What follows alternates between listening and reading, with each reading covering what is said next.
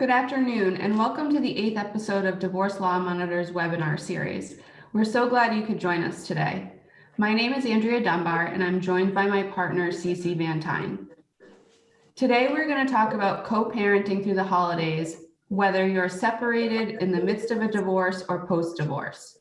Before we begin, we thought we'd provide a little background about ourselves and our practices. Cece?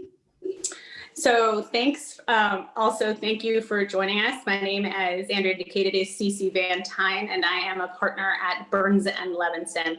And we have multiple office locations, including in Boston, as well as in Providence, Rhode Island, and other convenient locations.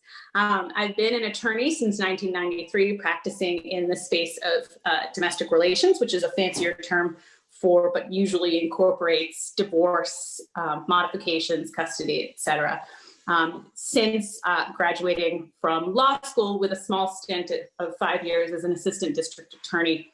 The focus of my practice, as I indicated, is domestic relations, which is the divorce space, as well as disputes in paternity actions, custody, and support, modifications, which means anything that needs to get changed in the future, relative to an agreement that you may have that needs to get modified because there's been a change in circumstances, and as well as appellate work when you're not happy with the underlying action.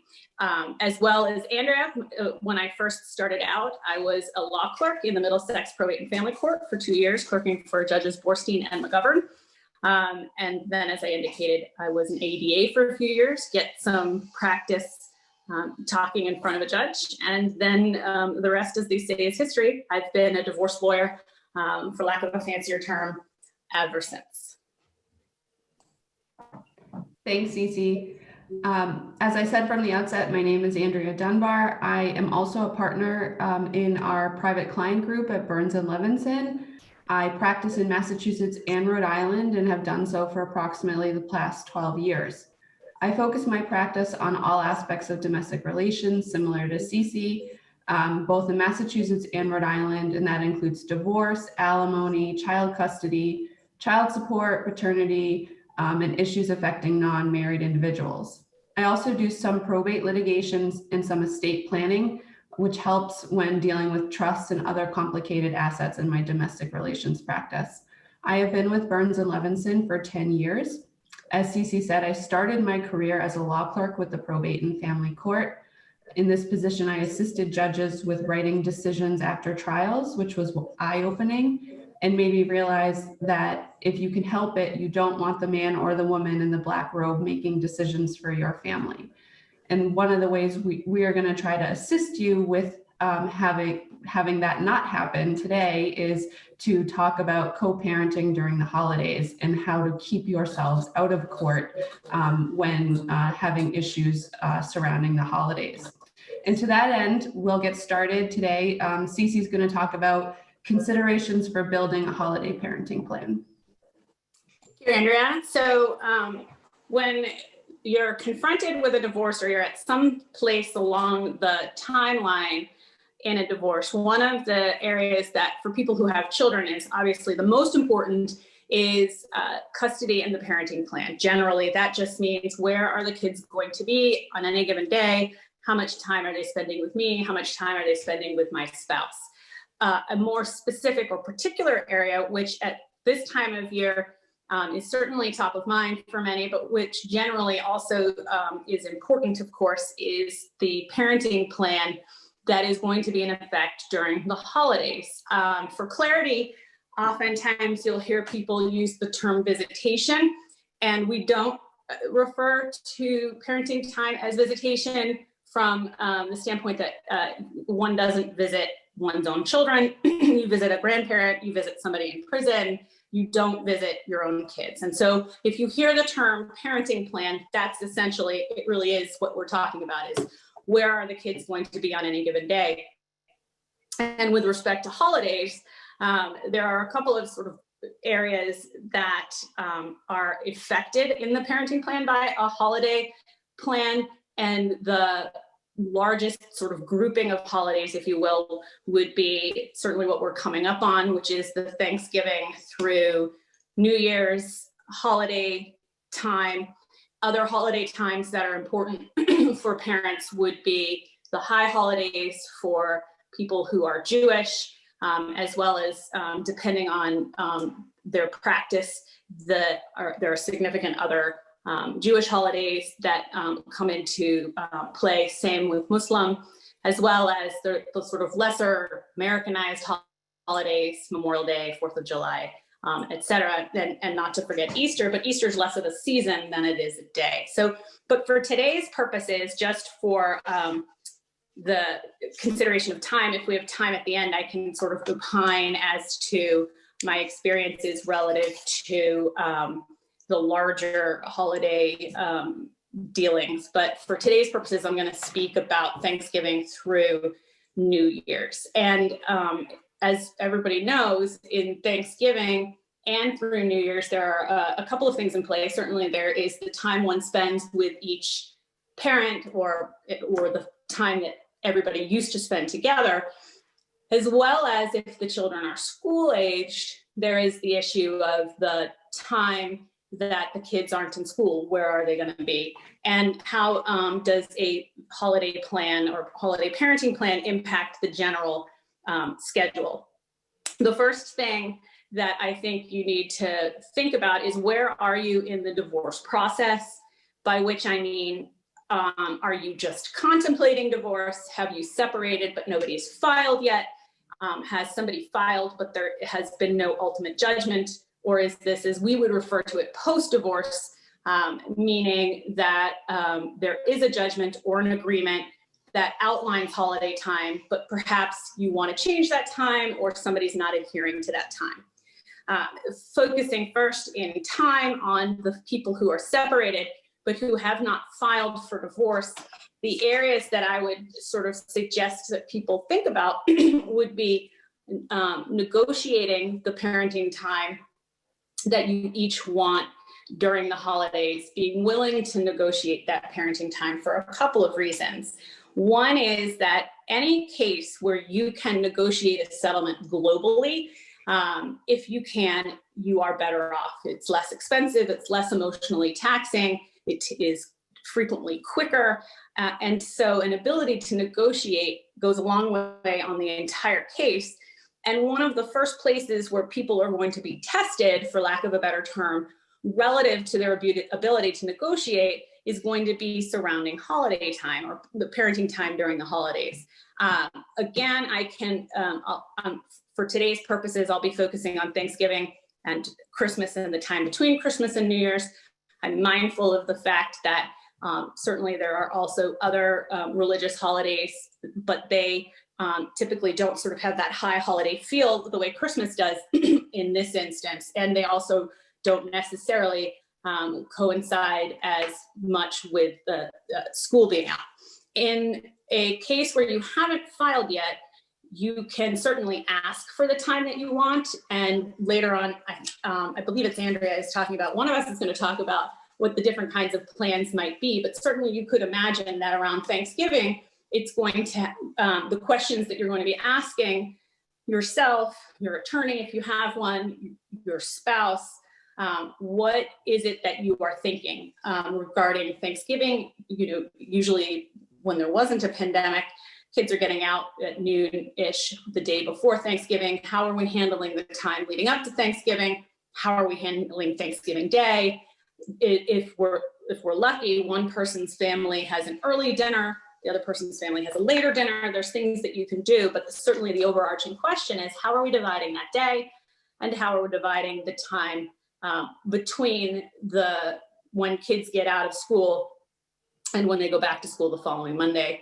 The same question will be asked about Christmas vacation, which is, how are we handling the time that the kids get out, depending on the year, depending on if there is or is not a pandemic.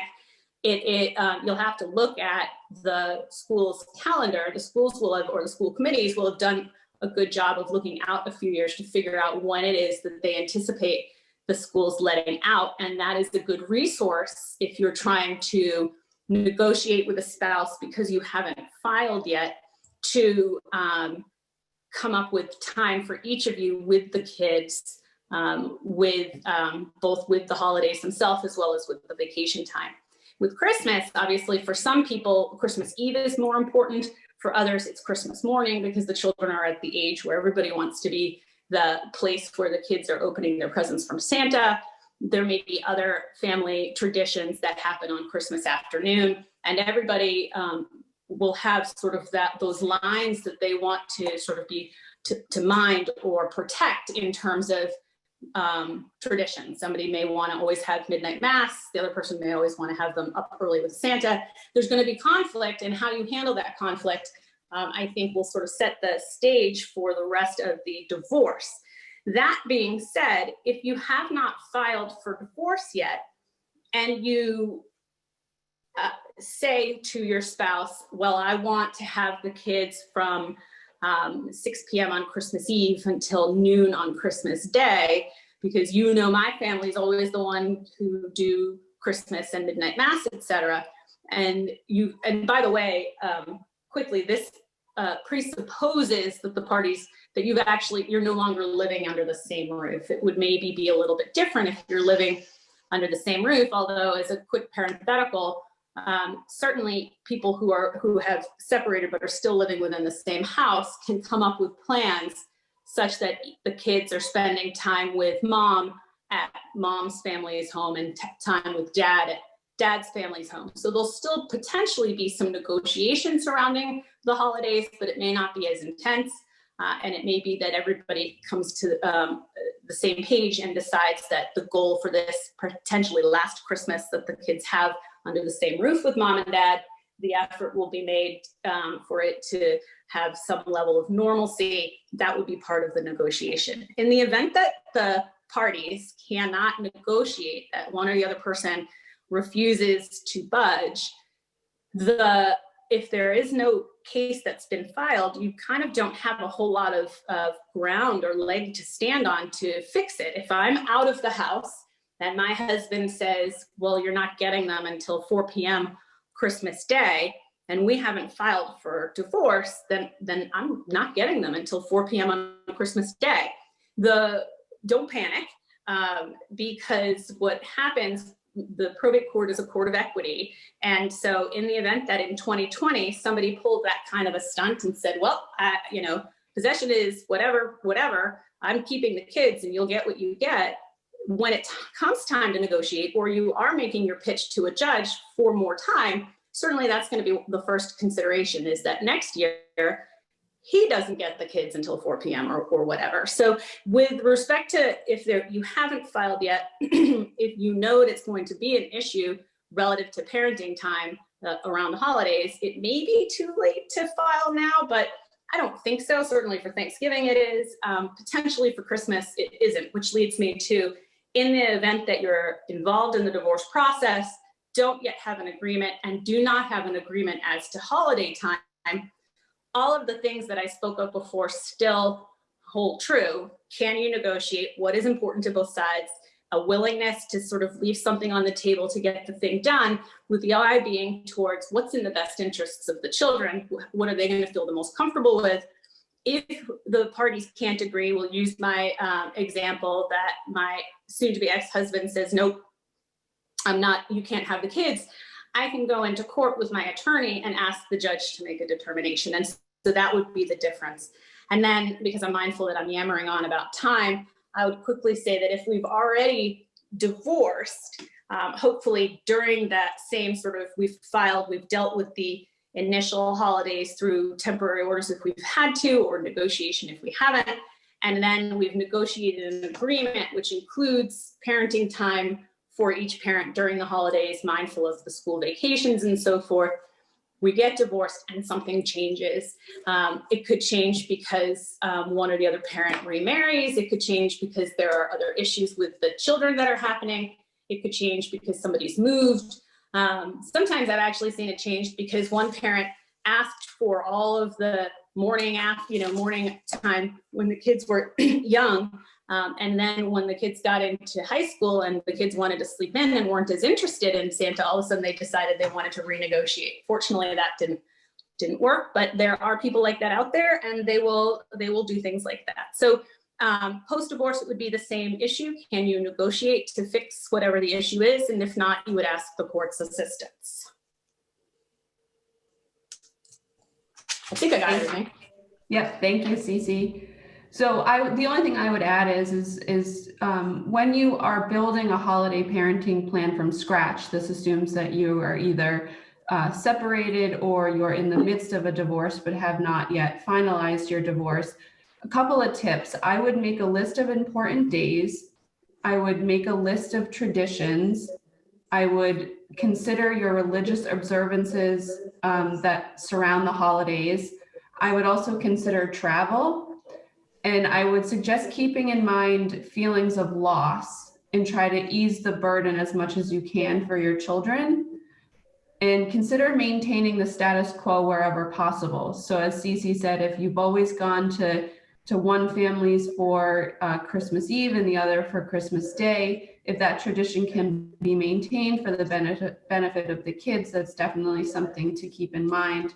And also consider letting go of activities that just cause stress. So if you feel like you have to stop by Aunt Susie's open house every Christmas Eve, but you don't actually want to do that, and it just brings stress, then it probably doesn't make sense to fight about that when negotiating a parenting plan in your divorce. One of the questions I often get that I hear from clients or potential clients considering going through divorce is what does a holiday parenting plan look like? What is a common holiday parenting plan? And I would say that there isn't a common plan because they can be very fact specific to situations, but there are common themes that run through parenting plans. And I think the first theme is that generally there is an alternating of holidays year to year. And that looks like, for instance, Thanksgiving. If one parent has Thanksgiving in even years, then the other parent will have Thanksgiving in odd years.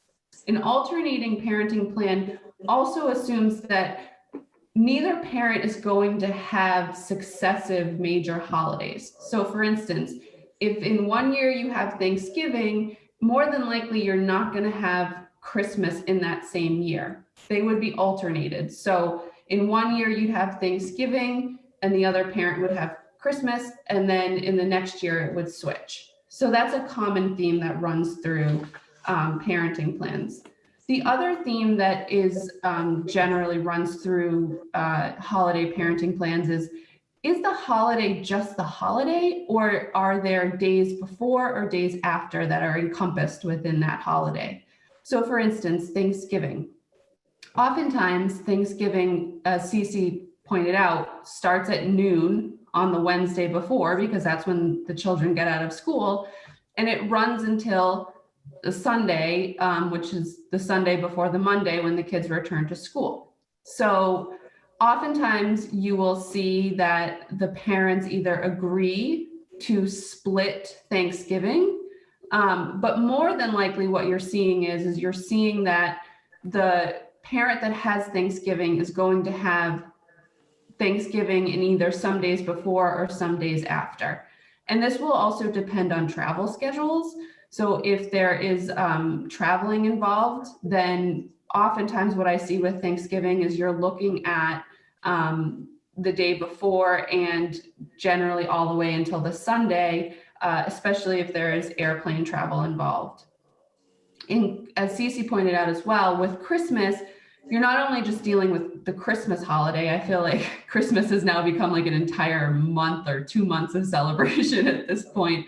So you're dealing with family parties and weekends and days that could disrupt the regular parenting schedule as well.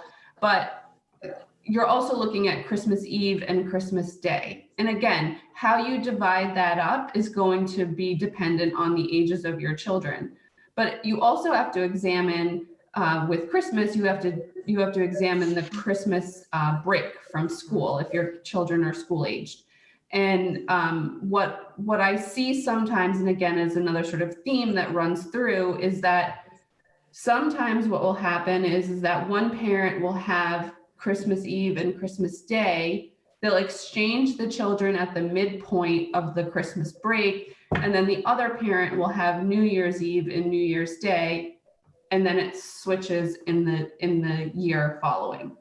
So that's a common theme that runs through Christmas. Another theme is that some parents choose to actually split the day of the holiday. I don't know what your experience is with this, Cece, but my experience with splitting the day of the holiday is that it doesn't generally work very well. And the reason is that because in order for an actual splitting of the holiday itself, the parties have to be in pretty close proximity to each other, and the parties' families have to be in close proximity to each other. The other thing is that I find that it's ripe for conflict because the children and the parties themselves can feel pretty slighted if they have to leave, Aunt Susie's Christmas party in the middle of the party because there needs to be an exchange of the children. So splitting of the holiday can also present problems too when you're dealing with new relationships, new family members. So again, I would say that my experience with actually splitting the day of the holiday doesn't always work the best. It can, but it's not, in my experience, it's not something that has been the most fruitful in quelling any type of animosity between the parties. Some other things you're going to want to think about when building a holiday parenting plan considerations, look at the Monday holidays. So themes that sort of run through Monday holidays that I've seen, sometimes there's an alternating of Monday holidays. So if one parent has Martin Luther King Day, then the other parent would have President's Day, and it would alternate from there. Some people choose to let the Monday holidays just fall along with the regular weekend parenting schedule, meaning that if a Monday holiday falls after your weekend, then you would keep the children for the Monday holiday, and the parenting exchange would occur on Monday evening. I've also seen parenting plans where the parties delineate very specifically what Monday holidays each party is going to have. So for instance, sometimes, there is a party whose family has a big end of summer bash on the Cape, and that party wants Labor Day every year. So it really is, again, I think goes back to it's specific to your situations, but you want to keep in mind these little sort of nuanced things, again, like the end of summer bash on the Cape, when you're building your holiday parenting plan, so that everyone feels like their traditions are being observed and they are getting the time that they would like with the children. Mother's Day and Father's Day, typically the kids are going to be with mom on Mother's Day, the kids are going to be with dad on Father's Day. But you have to sort of plan that around the regular weekend parenting schedule, simply because both of those days obviously fall on a Sunday. So you're going to want to make sure that you're clear about how that time would interrupt the regular weekend parenting schedule. As Cece said, Easter, recently in my experience, Easter has not been a big sort of day that people kind of get upset about, but I've seen situations where Easter is either split, and again, this assumes that the parties and their families are relatively close to each other, but I've also seen people just say, okay, well, the Easter is just going to fall on the regular weekend parenting schedule, so whoever has the children for the weekend of Easter, they would keep them for Easter. One point I would make about Easter is that you're going to want to factor in the April school break. So sometimes, depending on how Easter falls, it can fall during the April school vacation. And in that case, you don't want to set yourselves up for competing. Well, I have April break, well, I have Easter, and Easter cuts in the middle of my Florida trip to Florida during the April break. So just keep that in mind when building your parenting plan, that Easter can affect the April school vacation.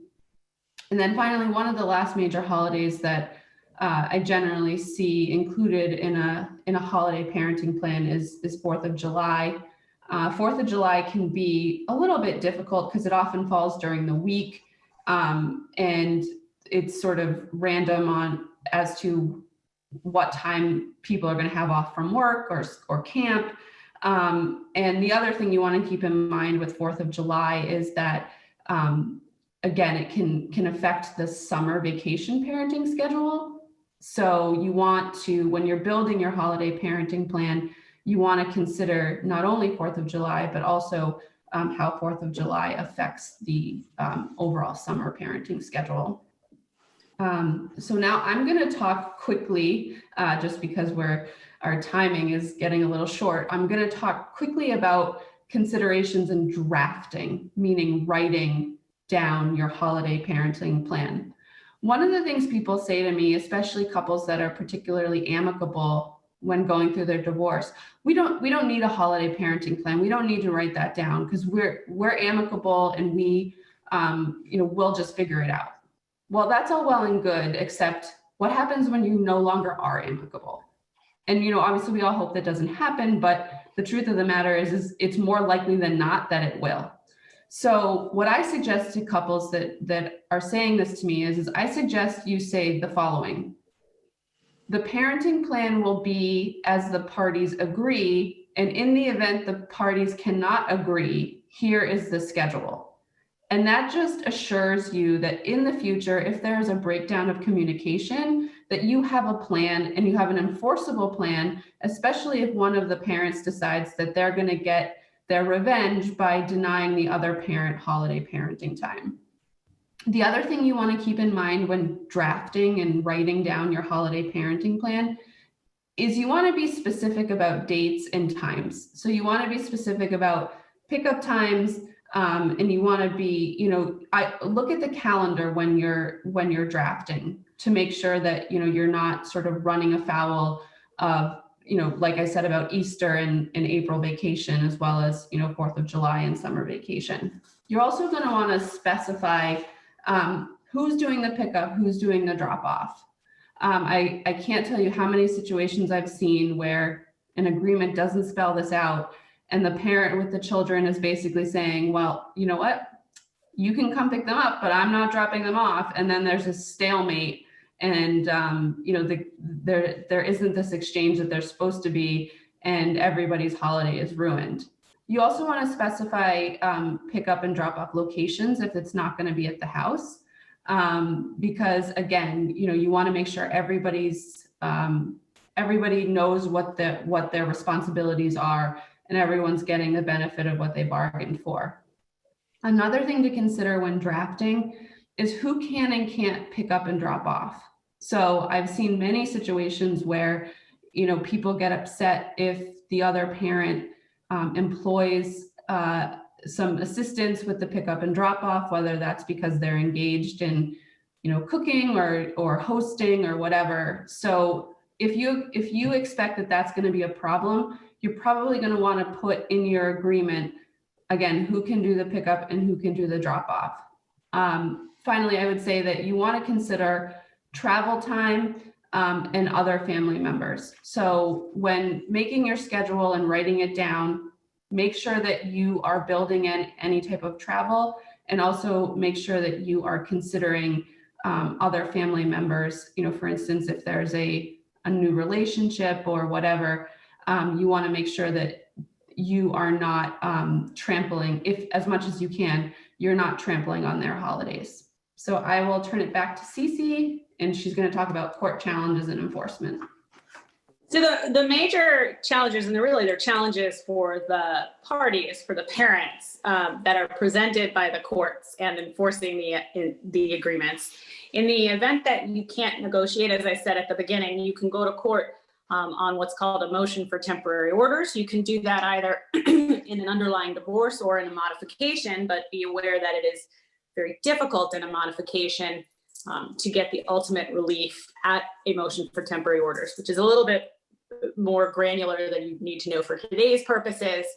for today's purposes, know that in the event that you have filed a complaint and thus sort of exist as far as the court is concerned, they know you through your docket number, and you cannot agree on something. You can't agree on the drop-off time or the pickup time or whatever, you can ask the court's assistance by filing a motion for temporary orders, wherein you indicate, here's our problem, here are the facts, and we can't agree, so let the court decide. The court will decide if you cannot. The decision may not be what you want. It may not be what the other person wants. I worked for one judge who said that she considered it a win if neither party left the courtroom happy. That's kind of, I certainly understand that sort of Solomon-esque response, but think about that for a second. If you're trying to decide what to do for the holiday, and the risk is that some neutral who's never met either of you before and may or may not have had a fight with their own spouse at breakfast is going to come in and tell you what's going to happen for your kids. So if you can avoid that, you should.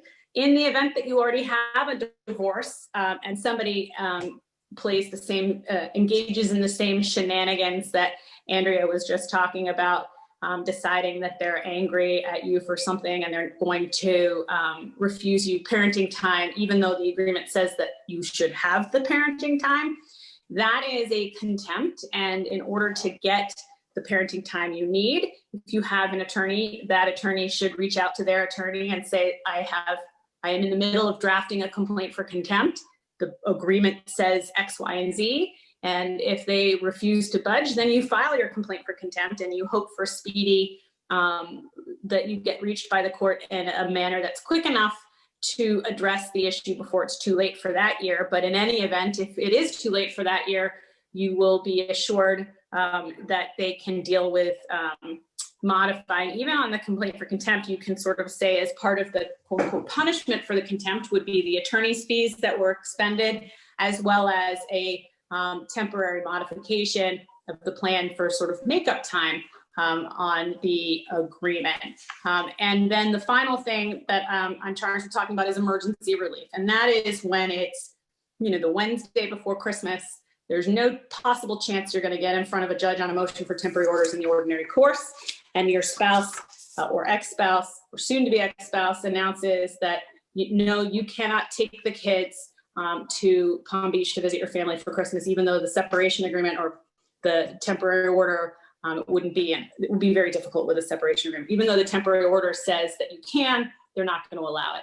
In that event, you file an emergency motion, which is basically outlining the same things, but pitches to the court that this is an emergency. We need to get in quick. We need to get in before the rules usually would allow us in. And in that case, usually they will allow you to come in and address the issue. The courts are full on the weekend or the Friday or Thursday before Thanksgiving week, and also in the days leading up to Christmas break.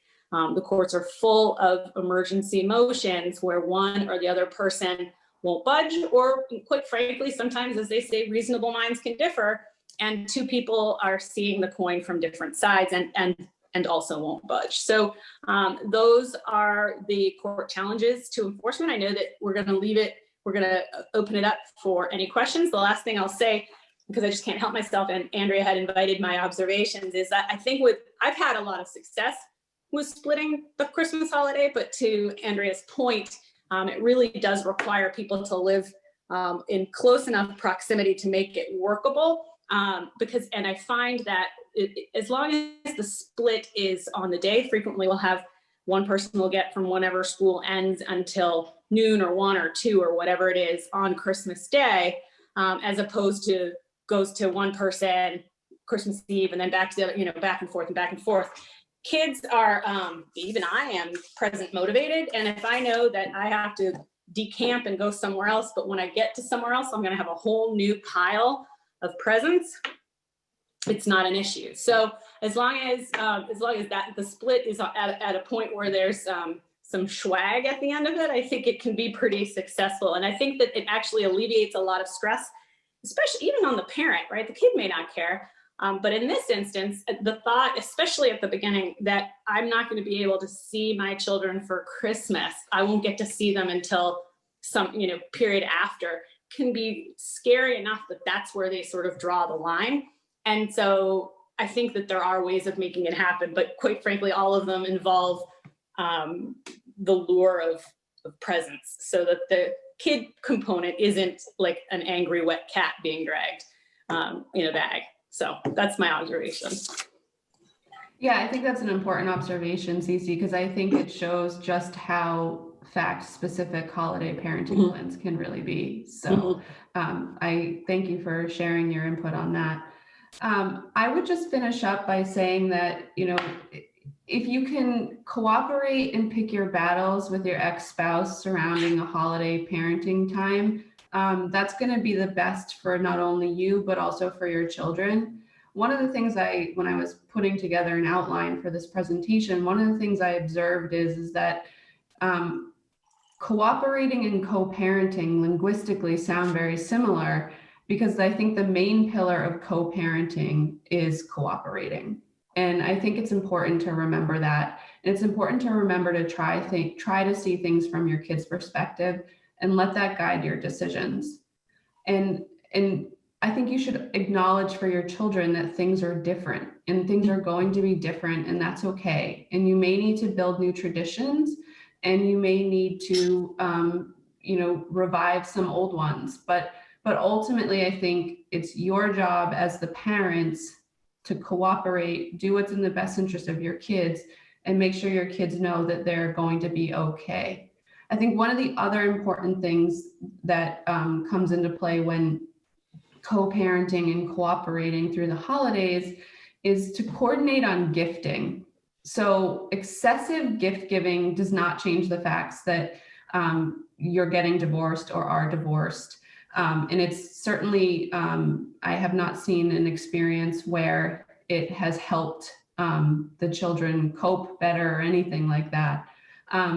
So, excessive gift giving because you feel badly about your divorce is only going to set an expensive standard for years to come. It also potentially creates resentment and anger with your co-parent. So what I would suggest is if possible, in working with your co-parent around gift giving, maybe set a budget and communicate with your co-parent about who is giving what gifts to the children. I think the last thing I would say is that just remember that, you're getting divorced or you are divorced, and not everything is going to be quote unquote fair surrounding holiday parenting plan. You aren't going to get everything you want, and certainly your spouse isn't going to get everything they want either. But maintaining some flexibility and a willingness to compromise will serve both you and your children, and will go a long way towards ensuring that the holidays do not need to be a stressful time on top of the stress that is already surrounding the holiday period. And finally, I would just say, be sure to take care of yourself, both emotionally and physically, because it's that old adage that, you need to put your own oxygen mask on first. So not only are you dealing with the hustle and bustle of the holiday season, but you're also dealing with a divorce. And if you don't take care of yourself, then you're not going to be able to take care of your children. And frankly, your fuse is going to be pretty short for cooperating and co-parenting with your co-parent. So that is all I have. Happy to take any questions anyone has. Just so for our attendees, you can drop a question in the Q&A or in the chat. If you have a question and it's not something you feel comfortable asking at this point, you can feel free to reach out to me or to Cece by email. So I will give a few minutes for questions and then we'll wrap up.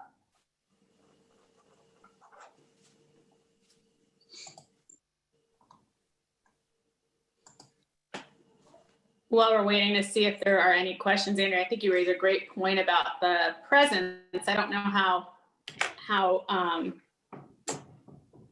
frequently I've seen people willingly build a budget in, but what I have seen are people who work really hard at communicating and sort of exchange information in advance.